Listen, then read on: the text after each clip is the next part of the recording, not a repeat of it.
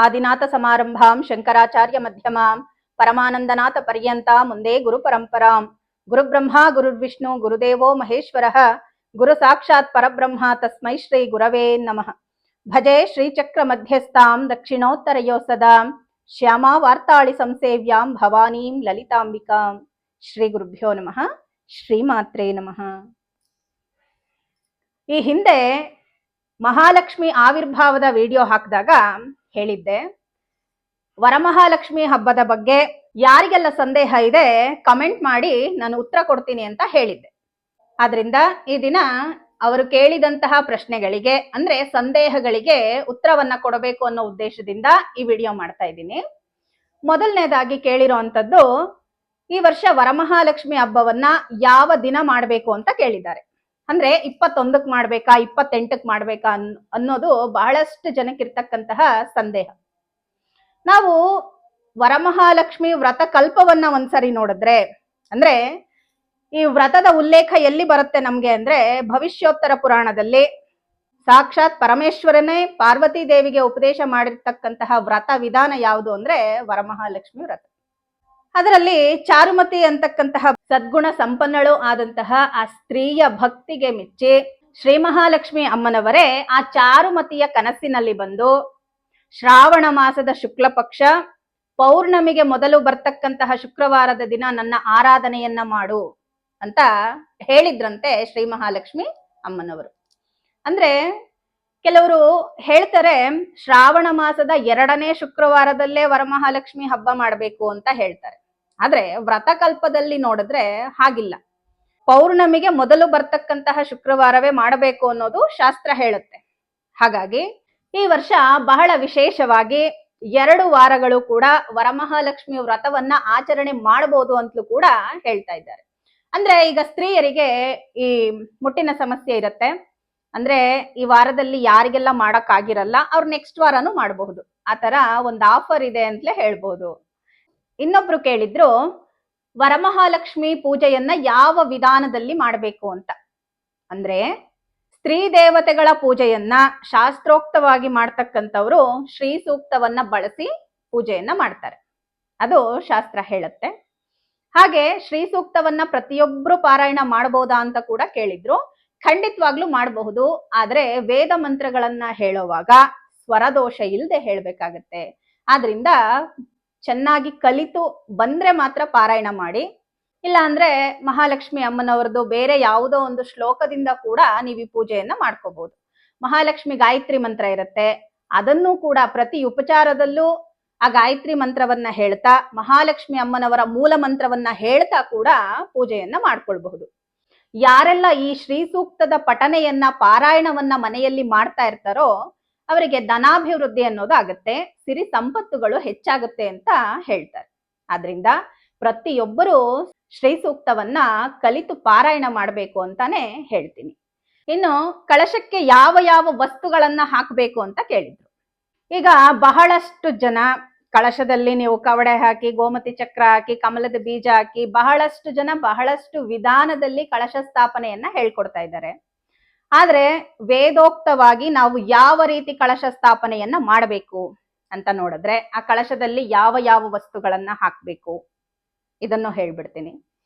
ನಾವು ಈಗ ಒಂದು ಪೀಠವನ್ನ ಏರ್ಪಡಿಸ್ಕೊಂಡಿರ್ತೀವಿ. ಆ ಪೀಠದ ಮೇಲೆ ತಾಮ್ರದ ಅಥವಾ ಹಿತ್ತಾಳೆ ಆಗಿರ್ಬೋದು ಅಥವಾ ನಿಮ್ಮ ಶಕ್ತ್ಯಾನುಸಾರ ಬೆಳ್ಳಿ ಕೂಡ ಆಗಿರ್ಬೋದು, ಆ ಒಂದು ತಟ್ಟೆಯಲ್ಲಿ ಧಾನ್ಯವನ್ನ ತುಂಬಿಸಿ, ಭತ್ತ ಆಗಿರ್ಬೋದು ಅಥವಾ ಅಕ್ಕಿ ಆಗಿರ್ಬೋದು, ಎರಡನ್ನೂ ಬಳಸಬಹುದು, ತುಂಬಿಸಿ ಅದರ ಮೇಲೆ ಪೂರ್ಣ ಕಳಶವನ್ನ ಸ್ಥಾಪನೆ ಮಾಡಬೇಕು. ಇಲ್ಲಿ ಕೆಲವರು ಪೂರ್ಣ ಕಳಶ ಅಂದ ತಕ್ಷಣ ನೀರನ್ನ ತುಂಬಿಸ್ಬೇಕಾ ಅಕ್ಕಿಯನ್ನ ತುಂಬಿಸ್ಬೇಕಾ ಅಂತ ಕೇಳ್ತಾರೆ. ಯಾವ ಕಳಶವನ್ನಾದ್ರೂ ಸ್ಥಾಪನೆ ಮಾಡಬಹುದು. ನೀವು ನೀರನ್ನ ತುಂಬಿಸಿಟ್ಟು ಕಳಶವನ್ನ ಸ್ಥಾಪನೆ ಮಾಡಬಹುದು ಅಥವಾ ಅಕ್ಕಿಯನ್ನ ತುಂಬಿಸಿಟ್ಟು ಕೂಡ ಸ್ಥಾಪನೆಯನ್ನ ಮಾಡಬಹುದು ಅಂತಾನೆ ಹೇಳುತ್ತೆ ಕಲ್ಪದಲ್ಲಿ. ಕಳಶದಲ್ಲಿ ಶುದ್ಧ ಜಲವನ್ನ ಹಾಕಿ ಅದಕ್ಕೆ ಸ್ವಲ್ಪ ಗೋಮೂತ್ರವನ್ನ ಹಾಕಬೇಕು, ಸ್ವಲ್ಪ ಪನ್ನೀರನ್ನ ಹಾಕಬೇಕು.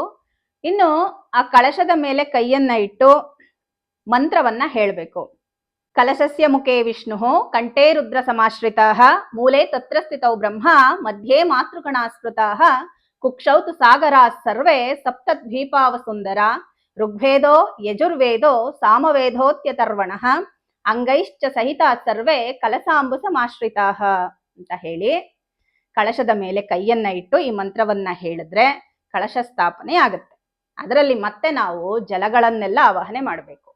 ಗಂಗೆ ಚ ಯಮುನೆ ಚೈವ ಗೋದಾವರಿ ಸರಸ್ವತಿ ನರ್ಮದೆ ಸಿಂಧು ಕಾವೇರಿ ಜಲೇಸ್ಮಿನ್ ಸನ್ನಿಧಿಂ ಕುರು ಅಂತ ಹೇಳಿದ್ರೆ ಅದಕ್ಕೆ ಎಲ್ಲ ಪವಿತ್ರ ನದಿ ಜಲಗಳನ್ನ ಆವಾಹನೆ ಮಾಡಿ ಆ ನಂತರ ಶುದ್ಧವಾದ ಗಂಧವನ್ನ ಹಾಕ್ಬೇಕು.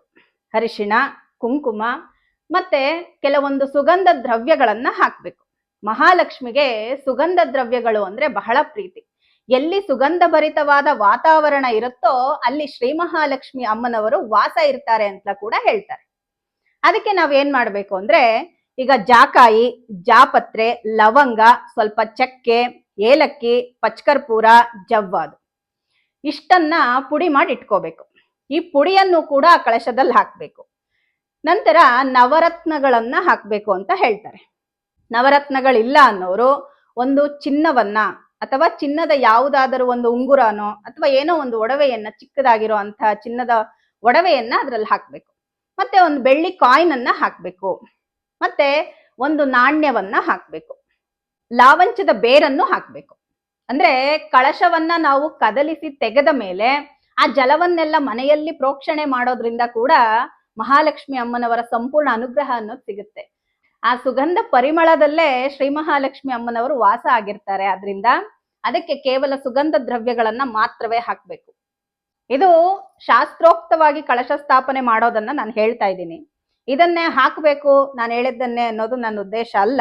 ಯಾರಿಗೆಲ್ಲ ಆಸಕ್ತಿ ಇದೆ ಅವರು ಇದನ್ನ ಅಳವಡಿಸ್ಕೋಬಹುದು.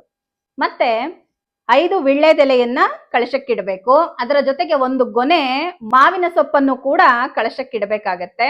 ಮತ್ತೆ ತೆಂಗಿನಕಾಯನ್ನ ಇಟ್ಟು, ಕೆಲವರು ಕೇಳ್ತಾರೆ ಮುಖವಾಡವನ್ನ ಹಾಕ್ಬೇಕಾ ಅಂತ. ಇಲ್ಲಿ ಕಳಶ ಸ್ಥಾಪನೆ ಅಂತ ಬಂದ್ರೆ ನಾವು ಯಾವ ದೇವತೆಯನ್ನ ಆ ಕಳಶಕ್ಕೆ ಆವಾಹನೆ ಮಾಡ್ತಾ ಇರ್ತೀವೋ ಆ ದೇವತೆನೇ ಆ ಕಳಶದಲ್ಲಿ ಬಂದು ಕೂರೋದು. ಕೇವಲ ಕಳಶ ಸ್ಥಾಪನೆಯನ್ನ ಮಾಡಿ ಕೂಡ ಶಾಸ್ತ್ರೋಕ್ತವಾಗಿ ವ್ರತವನ್ನ ಆಚರಣೆ ಮಾಡಬಹುದು. ಈ ರೀತಿ ಕಳಶ ಸ್ಥಾಪನೆ ಮಾಡಿದ್ಮೇಲೆ ಹೂವು ಅಕ್ಷತೆಯನ್ನ ಹಿಡಿದು ನಿಮ್ಮ ಕೈಯಲ್ಲಿ ಆ ಕೈಯನ್ನ ಕಳಶದ ಮೇಲಿಟ್ಟು ಶ್ರೀ ಮಹಾಲಕ್ಷ್ಮಿ ಅಮ್ಮನವರ ಧ್ಯಾನ ಶ್ಲೋಕವನ್ನ ಹೇಳಬೇಕು. ಲಕ್ಷ್ಮೀಂ ಕ್ಷೀರ ಸಮುದ್ರ ರಾಜ ತನಯಾಂ ಶ್ರೀರಂಗಧಾಮೇಶ್ವರೀಂ ದಾಸೀಭೂತ ಸಮಸ್ತ ದೇವವನಿತಾಂ ಲೋಕೈಕ ದೀಪಾಂಕುರಾಂ ಶ್ರೀಮನ್ಮಂಧ ಕಟಾಕ್ಷ ಲಬ್ಧ ವಿಭವ ಬ್ರಹ್ಮೇಂದ್ರ ಗಂಗಾಧರಾಂ ತ್ವಾಂ ತ್ರೈಲೋಕ್ಯ ಕುಟುಂಬಿನೀಂ ಸರಸಿಜಾಂ ಒಂದೇ ಮುಕುಂದ ಪ್ರಿಯಾಂ ಅಂತ ಹೇಳಿ ಆ ಕಳಶಕ್ಕೆ ಅಕ್ಷತೆ ಮತ್ತು ಹೂವನ್ನ ಹಾಕಿ ಶ್ರೀ ಮಹಾಲಕ್ಷ್ಮಿ ದೇವತಾಂ ಆವಾಹಯಾಮಿ ಸ್ಥಾಪಯಾಮಿ ಪೂಜಯಾಮಿ ಅಂತ ಹೇಳಿ ಅಮ್ಮನವ್ರನ್ನ ಆವಾಹನೆ ಮಾಡ್ಬೇಕು. ಇನ್ನು ಬಹಳಷ್ಟು ಮಂತ್ರಗಳಿದೆ, ಆದ್ರೆ ಅದೆಲ್ಲ ಕನ್ಫ್ಯೂಸ್ ಆಗ್ಬಿಡುತ್ತೆ. ಇಷ್ಟು ಮಾಡಿದ್ರು ಸಾಕಾಗತ್ತೆ. ಆದ್ರಿಂದ ಬಹಳ ಸರಳವಾಗಿ ಹೇಳ್ತಾ ಇದ್ದೀನಿ. ಇಲ್ಲಿ ವರಮಹಾಲಕ್ಷ್ಮಿ ಪೂಜೆ ಅನ್ನೋದು ಇದೊಂದು ವ್ರತಾಚರಣೆ. ಅಂದ್ರೆ ಅಮ್ಮನವರಿಗೆ ವೇದೋಕ್ತವಾಗಿ ಷೋಡಶೋಪಚಾರ ಪೂಜೆಗಳಿಂದ ಆರಾಧನೆ ಮಾಡಬೇಕು ಅಂತ ಹೇಳುತ್ತೆ. ಪೂಜೆ ಮಾಡೋರು ಮುಖ್ಯವಾಗಿ ಗಮನದಲ್ಲಿ ಇಟ್ಕೋಬೇಕಾಗಿರೋದು ಪೂಜಾ ದ್ರವ್ಯಗಳನ್ನೆಲ್ಲ ರೆಡಿ ಇಟ್ಕೊಂಡು, ಅಂದ್ರೆ ನೈವೇದ್ಯವೂ ರೆಡಿ ಮಾಡಿಟ್ಕೊಂಡು ಪೂಜೆ ಕುತ್ಕೋಬೇಕಾಗತ್ತೆ. ಯಾಕಂದ್ರೆ ನಾವು ಅರ್ಧ ಪೂಜೆಯಲ್ಲಿ ಯಾವತ್ತೂ ಏಳಬಾರ್ದು ಮೇಲಕ್ಕೆ. ಅಭಿಷೇಕ ದ್ರವ್ಯಗಳಾಗಿರಬಹುದು, ನೈವೇದ್ಯಕ್ಕೆ ಹಣ್ಣುಗಳು, ಏನನ್ನ ನೀವು ಇವಾಗ ಬ್ರಾಹ್ಮಿ ಮುಹೂರ್ತದಲ್ಲಿ ಪೂಜೆ ಮಾಡೋರಾದ್ರೆ ಹಣ್ಣುಗಳನ್ನಿಟ್ಟು ಅದ್ರ ಜೊತೆಗೆ ಸ್ವಲ್ಪ ಹಾಲನ್ನ ಕಾಯಿಸಿಟ್ರು ನಡೆಯುತ್ತೆ. ಮತ್ತೆ ನಾವು ಪ್ರಸಾದಗಳನ್ನೆಲ್ಲ ಮಾಡಿ ನೈವೇದ್ಯಕ್ಕಿಟ್ಟು ಮತ್ತೆ ಒಂದು ಪೂಜೆಯನ್ನ ಮಾಡಬಹುದು. ಅಥವಾ ಯಾವ ಸಮಯದಲ್ಲಿ ಮಾಡ್ಬೇಕು ಅಂತಾನು ಕೇಳಿದ್ರು. ಅಂದ್ರೆ ಬೆಳಿಗ್ಗೆಲ್ ಮಾಡ್ಬೇಕಾ ಸಾಯಂಕಾಲದಲ್ಲಿ ಮಾಡ್ಬೇಕಾ ಅಂತ. ಚಾರುಮತಿ ಸಾಯಂಕಾಲದಲ್ಲಿ ಮಾಡಿದ್ರಂತೆ, ಗೋಧೂಳಿ ಸಮಯದಲ್ಲಿ ಈ ವರಮಹಾಲಕ್ಷ್ಮಿ ವ್ರತಾಚರಣೆಯನ್ನ ಮಾಡಿದ್ರು ಅಂತ ಶಾಸ್ತ್ರ ಹೇಳುತ್ತೆ. ಹಾಗಾಗಿ ಶ್ರೀ ಮಹಾಲಕ್ಷ್ಮಿ ಅಮ್ಮನವರ ಪೂಜೆಯನ್ನ ಹೆಚ್ಚಾಗಿ ಮಾಡಬೇಕಾಗಿರೋದು ಗೋಧೂಳಿ ಸಮಯದಲ್ಲೇ. ಅಥವಾ ನಾವು ಬ್ರಾಹ್ಮಿ ಮುಹೂರ್ತದಲ್ಲೇ ಮಾಡ್ತೀವಿ ಅಂದ್ರೂ ಅದು ಕೂಡ ಬಹಳ ಒಳ್ಳೆಯದು, ಮಾಡಬಹುದು. ಇನ್ನು ವರಮಹಾಲಕ್ಷ್ಮಿ ಪೂಜೆಯಲ್ಲಿ ಮುಖ್ಯವಾಗಿ ಇಟ್ಕೋಬೇಕಾಗಿರೋದು 108 ಬಿಲ್ವ ಪತ್ರೆಗಳನ್ನ ರೆಡಿ ಮಾಡಿ ಇಟ್ಕೊಳ್ಳಿ. 108 ಗುಲಾಬಿ ಹೂಗಳನ್ನ ಇಟ್ಕೊಳ್ಳಿ ಅರ್ಚನೆ ಮಾಡೋದಕ್ಕೆ. ಅಂದ್ರೆ ನಾವೇನ್ ಮಾಡ್ತೀವಿ ಅಂದ್ರೆ ಬಹಳ ಅಲಂಕಾರವನ್ನ ಮಾಡಿ, ಅಲಂಕಾರ ಎಲ್ಲಿ ಕದ್ಲೋಗುತ್ತೋ ಅಂತ ಹೇಳಿ ಕೆಲವರು ಅರ್ಚನೆನೇ ಮಾಡೋದಿಲ್ಲ. ಅಮ್ಮನವರಿಗೆ, ಸ್ತ್ರೀ ದೇವತೆಯರಿಗೆ ಅರ್ಚನೆ ಅನ್ನೋದು ಬಹಳ ಮುಖ್ಯ ಅಂತ ಹೇಳ್ತಾರೆ. ಅಂದ್ರೆ ಬೆಳಗ್ಗೆಯಲ್ಲಿ ಪುಷ್ಪಾರ್ಚನೆಯನ್ನ ಮಾಡಬಹುದು, ಸಾಯಂಕಾಲ ಮುಖ್ಯವಾಗಿ ಕುಂಕುಮಾರ್ಚನೆಯನ್ನ ಮಾಡಿ ಅಮ್ಮನವರಿಗೆ ಪೂಜೆ ಮಾಡ್ಬೇಕಾಗತ್ತೆ. ತಪ್ಪದೆ ತೆಂಗಿನಕಾಯನ್ನ ಹೊಡೆದು ಮಹಾ ನೈವೇದ್ಯವನ್ನ ಮಾಡಬೇಕು. ಹೀಗೆ ಎಲ್ಲಾ ಪೂಜಾ ದ್ರವ್ಯಗಳನ್ನ ರೆಡಿ ಮಾಡಿಟ್ಕೊಂಡು ನಾವು ಪೂಜೆಗೆ ಕುಳಿತುಕೋಬೇಕಾಗತ್ತೆ. ಇಲ್ಲಿ ಮುಖ್ಯವಾಗಿ ಮಹಿಳೆಯರು ಪೂಜೆ ಮಾಡ್ತಕ್ಕಂತ ಹೆಣ್ಮಕ್ಳು ಗಮನಿಸ್ಬೇಕಾಗಿರುವಂತ ವಿಷಯ ಏನಂದ್ರೆ ಸರ್ವಾಲಂಕಾರ ಭೂಷಿತರಾಗಿ ಪೂಜೆಯನ್ನ ಮಾಡಬೇಕು. ಅಹಂ ಲಕ್ಷ್ಮೀ ಚ ವಿದ್ಮಹೇ ಲಕ್ಷ್ಮೀ ಪೂಜಿತ ಅಂತ ಹೇಳ್ತಾರೆ. ಅಂದ್ರೆ ನಾನು ಲಕ್ಷ್ಮಿಯಾಗಿ ಲಕ್ಷ್ಮಿಯನ್ನ ಪೂಜಿಸ್ಬೇಕು ಅಂತ. ಹಾಗೆ ಇದನ್ನ ಮನಸ್ಸಲ್ಲಿ ಇಟ್ಕೊಳ್ಳಿ. ನೀವು ಕೂಡ ಸರ್ವಾಲಂಕಾರಗಳಿಂದ ಅಲಂಕಾರಗೊಂಡು ಲಕ್ಷ್ಮೀ ಪೂಜೆಯನ್ನ ಮಾಡಿ ಶ್ರೀ ಮಹಾಲಕ್ಷ್ಮಿ ಅಮ್ಮನವರ ಅನುಗ್ರಹ ಸಂಪೂರ್ಣವಾಗಿ ಸಿಗುತ್ತೆ. ಇನ್ನೊಂದು, ಅಮ್ಮನವ್ರನ್ನ ಕೂರಿಸ್ಬಿಡ್ತಾರೆ. ಕೂರಿಸಿ ಪೂಜೆ ಎಲ್ಲ ಮಾಡಿದ ನಂತರ ಇವ್ರ ಇಷ್ಟ ಬಂದಾಗೆ ಫೋನಲ್ಲಿ ಮಾತಾಡೋದು, ಅಂದ್ರೆ ಮನೆಯಲ್ಲಿ ಮಾತಾಡ್ಕೊಂಡಿರೋ ಅಂತದ್ದು ಇದೆಲ್ಲ ಮಾಡ್ತಾ ಇರ್ತಾರೆ. ಹಾಗ್ ಮಾಡಬಾರ್ದು, ದಯವಿಟ್ಟು ಹಾಗ್ ಮಾಡಬೇಡಿ ಯಾರು. ಯಾಕೆ ಅಂದ್ರೆ ಇವಾಗ ನಮ್ಮ ಮನೆಗೊಬ್ರು ಅತಿಥಿಗಳು ಬಂದಿರ್ತಾರೆ. ಅವ್ರ ಪಾಡ್ಗೆ ಅವ್ರನ್ನ ಬಿಟ್ಟು ನಮ್ಮ ಪಾಡ್ಗೆ ನಾವಿದ್ರೆ ಯಾರಾದ್ರೂ ಸುಮ್ನಿರ್ತಾರ? ಅವ್ರಿಗೆ ಇಷ್ಟ ಆಗೋದಿಲ್ಲ. ಅಂದ್ರೆ ನಮ್ಮ ಮನೇಲಿ ಇರಕ್ಕೆ ಅವ್ರಿಗೆ ಇಷ್ಟ ಆಗೋದಿಲ್ಲ, ಅವ್ರು ಹೊರಗಡೆ ಹೊರಟು ಬಿಡ್ತಾರೆ. ಅಂತದ್ರಲ್ಲಿ ನಾವೊಬ್ಬ ಸಾಮಾನ್ಯ ಮನುಷ್ಯನಿಗೆ ಇಷ್ಟು ರೆಸ್ಪೆಕ್ಟ್ ಅನ್ನ ಕೊಟ್ಟು ಅವರನ್ನ ಕೂರಿಸಿ ಅವ್ರ ಜೊತೆ ನಾವು ಕುತ್ಕೊಂಡು ಮಾತಾಡ್ತೀವಿ. ಹಾಗೆ ಇಲ್ಲಿ ಅಮ್ಮ ಸಾಕ್ಷಾತ್ ಮಹಾಲಕ್ಷ್ಮೀ ದೇವಿ ವೈಕುಂಠದಿಂದ ತನ್ನ ಪತಿಯ ಸಮೇತ ಬಂದಿದ್ದಾಳೆ, ನಮ್ಮ ಮನೆಯಲ್ಲಿ ಕುತ್ಕೊಂಡಿದ್ದಾಳೆ ಅಂತ ಭಾವನೆ ಮಾಡಿದ್ರೆ, ನಿಮಗಂತ ಭಾವನೆ ನಿಮ್ಮ ಮನಸ್ಸಿನಿಂದ ಬಂದ್ರೆ ನೀವು ಆ ತಪ್ಪನ್ನ ಯಾವತ್ತೂ ಮಾಡೋದಿಲ್ಲ. ಅಂದ್ರೆ ಅವಳ ಜೊತೆ ಎಷ್ಟು ಭಕ್ತಿಯಿಂದ ತನ್ಮಯತ್ವದಿಂದ ಭಗವಂತನನ್ನ ಪೂಜಿಸ್ಬೇಕು. ಆ ದಿನ ವರಮಹಾಲಕ್ಷ್ಮಿ ಅಮ್ಮನವರ ಉಪಾಸನೆ ಅಂತ ತಿಳ್ಕೊಳ್ಳಿ ನೀವು. ಆ ದಿನ ಒಂದು ದಿನವೇ ನಾವು ಅಮ್ಮನನ್ನ ಸಂಪೂರ್ಣವಾಗಿ ಒಲಿಸ್ಕೋಬೇಕು ಅಂದ್ರೆ ಆದಷ್ಟು ಮೌನವನ್ನ ಪಾಲಿಸ್ಬೇಕು. ಹೆಚ್ಚಾಗಿ ಯಾರು ಮಾತಾಡಬಾರ್ದು. ಸದಾಕಾಲ ದೇವಿಯ ನಾಮಸ್ಮರಣೆಯಾಗಲಿ ಅಥವಾ ಮಹಾಲಕ್ಷ್ಮಿ ಮಹಾಮಂತ್ರವಾಗಲಿ ನಾವು ಸ್ಮರಣೆ ಮಾಡ್ತಾ ಇರಬೇಕು. ಮನೆಯಲ್ಲಿ ದಂಪತಿಗಳು ಯಾವುದೇ ಕಾರಣಕ್ಕೂ ಜಗಳ ಅಂತೂ ಮಾಡಬಾರ್ದು. ಎಲ್ಲಿ ಈ ದಂಪತಿಗಳು ವಿರಸವನ್ನ ತೋರಿಸ್ತಾರೋ ಅಲ್ಲಿ ಶ್ರೀ ಮಹಾಲಕ್ಷ್ಮಿ ಅಮ್ಮನವರು ಒಂದು ಕ್ಷಣವೂ ಕೂಡ ಇರೋದಿಲ್ಲ ಅಂತ ಹೇಳ್ತಾರೆ. ಅಮ್ಮನವರ ಜೊತೆ ಮಾತಾಡಿ ನೀವು. ಇವಾಗ ಅಮ್ಮ ಬಂದು ಕುತ್ಕೊಂಡಿದ್ದಾಳೆ, ಅಮ್ಮ ಇವಾಗ ನಮ್ಮ ತಾಯಿ ಬಂದ್ರೆ ನಾವು ಹೇಗ್ ಮಾತಾಡ್ತೀವೋ ಹಾಗ ಜಗನ್ಮಾತೆ ಜೊತೆ ಮಾತಾಡಿ. ಏನ್ ಬೇಕು ಏನ್ ಬೇಡ ನೀವು ಧರ್ಮಬದ್ಧವಾಗಿ ಏನನ್ನೇ ಕೇಳ್ಕೊಂಡ್ರು ಅವಳು ಕೊಟ್ಬಿಟ್ಟೆ ಹೋಗೋದು. ವರಮಹಾಲಕ್ಷ್ಮಿ ಹಬ್ಬದ ವಿಶೇಷ ಏನಂದ್ರೆ ನೀವು ಯಾವುದೇ ವರ ಕೇಳಿ ಅವಳ ದಿನ ಬಹಳ ಪ್ರಸನ್ನಳಾಗಿ ಕೊಟ್ಬಿಟ್ಟೆ ಹೋಗ್ತಾಳಂತೆ. ಆದ್ರಿಂದ ಈ ವರಮಹಾಲಕ್ಷ್ಮಿ ವ್ರತಾಚರಣೆಯನ್ನ ಬಹಳ ಭಕ್ತಿ ಶ್ರದ್ಧೆಯಿಂದ ಮಾಡಿ ಅವಳನ್ನ ಹೊಲಿಸ್ಕೊಳ್ಳಿ. ಮಹಾಲಕ್ಷ್ಮಿಯನ್ನ ಹೊಲಿಸ್ಕೊಂಡು ಸುಭಿಕ್ಷವಾದ ಸಂಪದ್ಭರಿತವಾದ ಜೀವನವನ್ನ ಮಾಡಿ. ಎಲ್ಲರಿಗೂ ಮಹಾಲಕ್ಷ್ಮಿ ಅಮ್ಮನವರ ಸಂಪೂರ್ಣ ಕೃಪಾ ಕಟಾಕ್ಷ ಸಿಗ್ಲಿ ಅಂತ ಪ್ರಾರ್ಥಿಸ್ತಾ, ಲೋಕಾ ಸಮಸ್ತ ಸುಖಿನೋ ಭವಂತು, ಸಮಸ್ತ ಸನ್ಮಂಗಳಾನಿ ಭವಂತು.